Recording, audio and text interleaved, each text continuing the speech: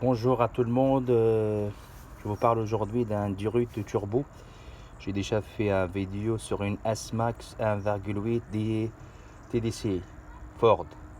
Par contre c'est la même voiture sauf ce moteur là, c'est un 2 litres 140 Peugeot PSA. Donc il se trouve aussi sur plusieurs voitures de groupe PSA, notamment 407, C4, 308.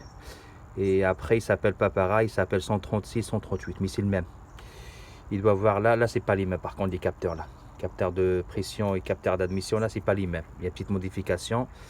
Sinon, moi, c'est pas le sujet, je parle pas de ça aujourd'hui. Là, je parle de cette durite là.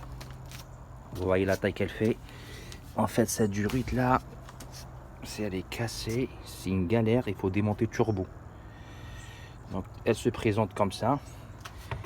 Il y a le débitmètre d'air et là après il y a une petite durite et elle va derrière avec les renifleurs qui rentrent là. Donc du coup là c'est une galère pour la, il y a une petite vis de 8 là, vraiment bien cachée là, c'est pas du tout accessible, et deux vis de 8 qui vont au turbo là. Après il y a la durite de sortie aussi. En fait celle-là plutôt plus intéressante parce qu'il y a de la pression à la sortie turbo, ça cache souvent chez Ford. Donc il y a du durite seulement, pas comme Peugeot. Ford c'est un peu différent. Donc celle-là, elle doit être cassée là. Elle s'ouvre en fait avec la chaleur, avec la pression, elle s'ouvre. Donc si vous avez une perte de puissance ou problème si la valise elle donne problème de pression sur alimentation, ça peut venir de ça. C'est la première chose. Deuxième de chose, il y a le code, si je me rappelle bien, le P310 ou un truc comme ça, c'est le capteur de position. C'est pour ça moi je remplace le turbo, parce que chez Ford ils ne se détaillent pas. Il faut la valise pour le régler.